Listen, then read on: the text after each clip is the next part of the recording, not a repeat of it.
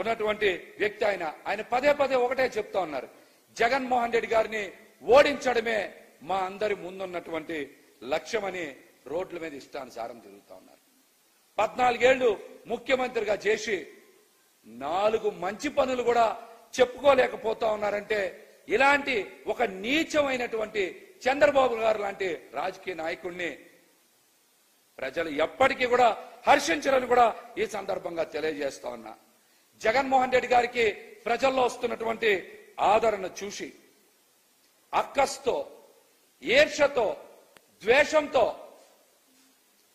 ఆయన నిరాశ నిస్పృహల్లోకి వెళ్లిపోయి జగన్మోహన్ రెడ్డి గారి మీద దాడి చేయండి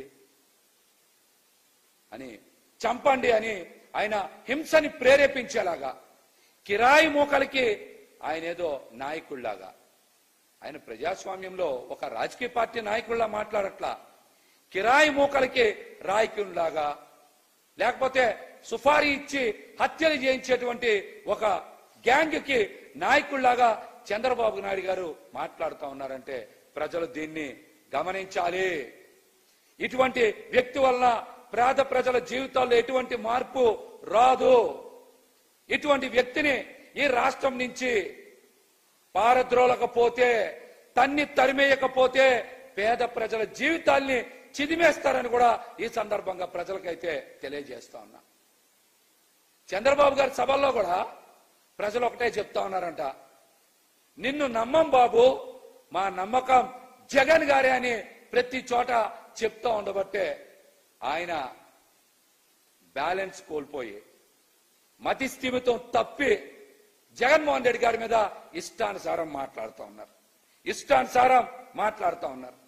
మనం చూస్తున్నాం, సీఎం జగన్ గారు పేద ప్రజల జీవితాల్లో మార్పు రావాలని, నిన్న కన్నా నేడు, నేటి కన్నా రేపు వారి జీవితాలు బాగుండాలని, వారి పిల్లల జీవితాలు బాగుండాలని, పేద ప్రజలు డబ్బున్న వారి పిల్లలతో సమానంగా చదువుకోవాలని, నాణ్యమైన విద్యని అందిస్తూ, ఉన్నతమైనటువంటి విద్యని అందిస్తూ సామాన్య ప్రజల జీవితాల్లో ఒక తరాన్ని మార్చాలని నిరంతరం కృషి చేస్తున్నటువంటి జగన్మోహన్ రెడ్డి గారు ఈ రోజున సరస్వతి దేవికి మారు రూపంగా మారిపోయారని పేద ప్రజలందరూ కూడా ఆయన్ని కొనియాడుతా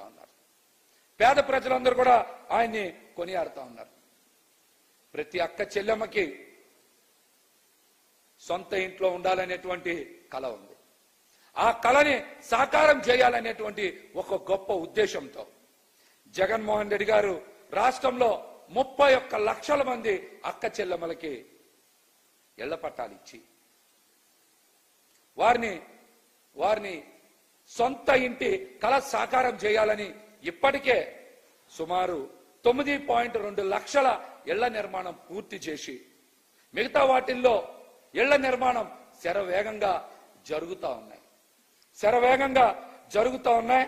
మరి మళ్ళీ ఆయన ముఖ్యమంత్రిగా ప్రమాణ స్వీకారం చేసిన తర్వాత చాలా వేగంగా ఆ ఇళ్ల నిర్మాణం పూర్తి చేసి అక్క చెల్లెమ్మల సొంత ఇంటి కళని సాకారం చేసి పూర్తి చేస్తానని కూడా ఆయన హామీ ఇస్తా ఉన్నారు. అటువంటి పని ఎక్కడైనా సరే చంద్రబాబు నాయుడు గారు కానీ, కూటమిలో నాయకులు కానీ ఎక్కడైనా మాట్లాడుతున్నారా? ఎక్కడైనా చెప్తున్నారా? ఒకళ్ళ భజన ఒకళ్ళు చేసుకుంటున్నారు. అక్కడ వ్యానుల మీద నుంచొని చంద్రబాబు నాయుడు గారేమో పవన్ కళ్యాణ్ గారిని పొగడ్డం, పవన్ కళ్యాణ్ గారేమో చంద్రబాబు నాయుడు గారిని పొగడ్డం. ఒకళ్ళ మీద ఒకళ్ళు భజన చేసుకోవడమే, అంతేగాని ప్రజలకి మంచి చేస్తామని కానీ, ప్రజలకి మేలు చేస్తామని కానీ, పథకాలు ప్రవేశపెడతామని కానీ ఎక్కడ మాట్లాడట్లా. వాళ్ళు ఎంతసేపు జగన్మోహన్ రెడ్డి గారి మీద అక్కసు వెలగొక్కోవడం, లేదంటే ఒకళ్ళ మీద ఒకళ్ళు భజన చేసుకోవడం. ఎట్లాంటి వ్యక్తులు ఈ రాష్ట్రానికి అవసరమా? ఎట్లాంటి కూటములు ఈ రాష్ట్రానికి అవసరమా? జగన్మోహన్ రెడ్డి గారు లాంటి వ్యక్తి పేద ప్రజల జీవితాల్ని మార్పు తీసుకొచ్చి వాళ్ళని ఉన్నతంగా తీర్చిదిద్దాలనేటువంటి ఒక గొప్ప సంకల్పంతో పనిచేస్తా ఉన్నారు. అందుకని పేద ప్రజల నమ్మకం జగన్మోహన్ రెడ్డి గారు అయ్యారు. పేద ప్రజల నమ్మకం జగన్మోహన్ రెడ్డి గారు అయ్యారు. ఈ రోజున ప్రతి ఇంట్లో జగన్మోహన్ రెడ్డి గారు బొమ్మ పెట్టుకొని పూజిస్తున్నారంటే ఆయన యొక్క పరిపాలన విధానం, పేదల పట్ల జగన్మోహన్ రెడ్డి గారికి ఉన్న ప్రేమ, వాళ్ళ జీవితాల్ని ఉన్నతంగా తీర్చిదిద్దాలనేటువంటి ఒక